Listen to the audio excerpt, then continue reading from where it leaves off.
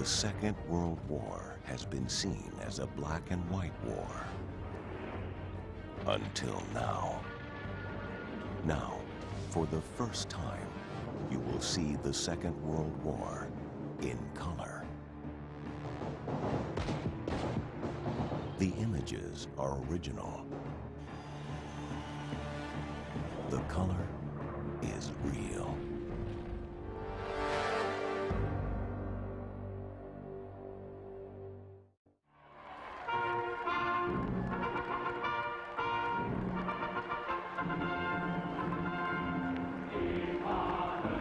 A Nazi rally in the heartland of Germany. Color film reveals the theater of fascism.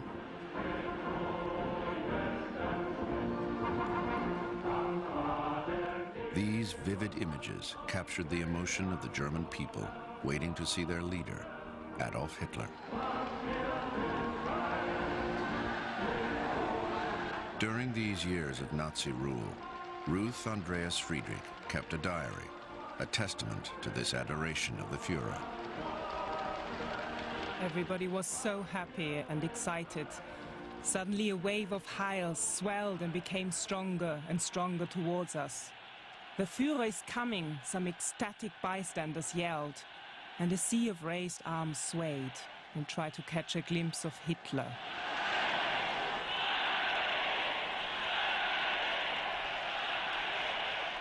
Hitler had been in power for 4 years. His troops were already waging war in Europe. The civil war in Spain was a dress rehearsal for the Second World War. It was a war that targeted civilians from the air. It was a war of technology and terror, mass atrocity, and indiscriminate death. German volunteer troops fought alongside Franco's fascist army to overthrow the elected Republican government.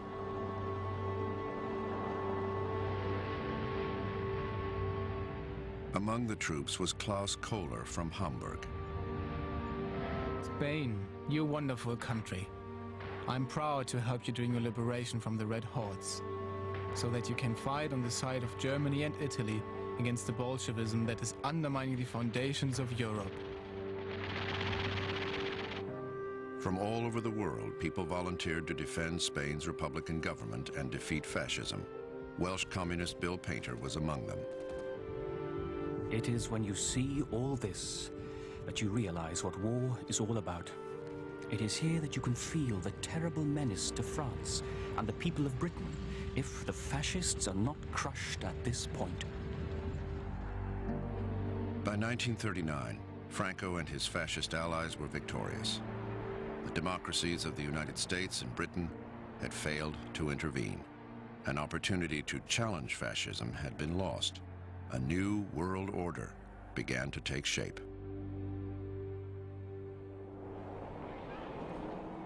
While war raged in Spain, Britain celebrated its king, country, and empire with the coronation of George VI. Only once or twice in the life of each one of us comes such a day as this, when we know that we're watching history in the making. When we know that Public sentiment regarding the coronation was recorded in a survey. Procession begins to pass. Surprised to find lump in my throat and tears in my eyes. It was a wonderful sight to see the soldiers outside the Abbey. I've never seen anything like it before. The state coach, surely the most beautiful vehicle in all the world. It crosses Trafalgar Square, and 100,000 faces are turned towards it, and 100,000 throats voice their loyalty. I felt tearful at the sight of the mounted escorts from distant parts of the world, the Indians, the Australians. It affected me to think that England's influence reached so far. Last coronation I see. I'm 77 years old. I was 30 years under King's colours and I wouldn't change a thing. Best country in the world. I became very irritated with the red, white and blue decorations. But I was surprised how much I responded to the atmosphere of the crowd, the cheering and all. I felt a defiant pride and thrill in belonging to the Empire. which in ordinary life, with my political bias, is just the opposite of my true feeling. One sees how very dangerous all this is. The beliefs and convictions of a lifetime can be set aside so easily. It's too dangerous a weapon to be in the hands of the people in power at present in this country.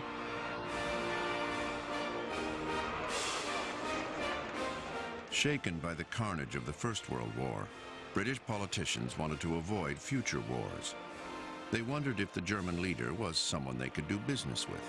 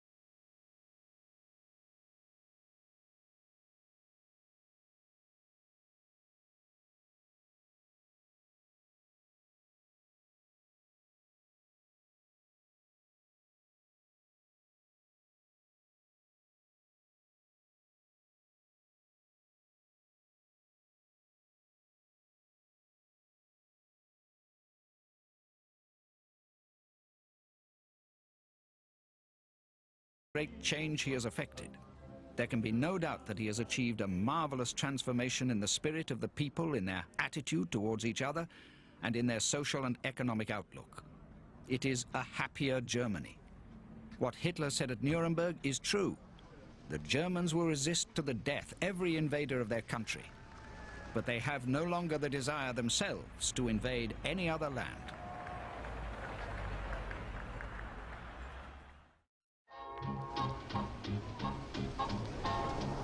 On the eve of the war in Europe, the United States was emerging from a decade of depression.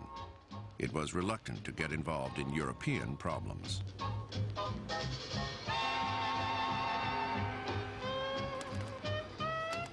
In June 1939, England's King George VI and Queen Elizabeth visited Washington, D.C.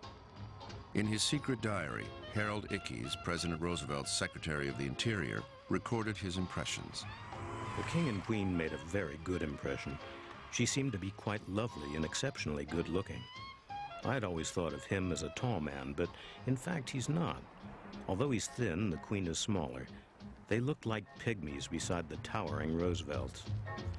I don't know what impression of us the King and Queen will carry away, but they had a good press here. From their own point of view, they accomplished some good. Although I doubt whether there'll be any relaxation of our wariness with respect to possible entanglements in foreign affairs.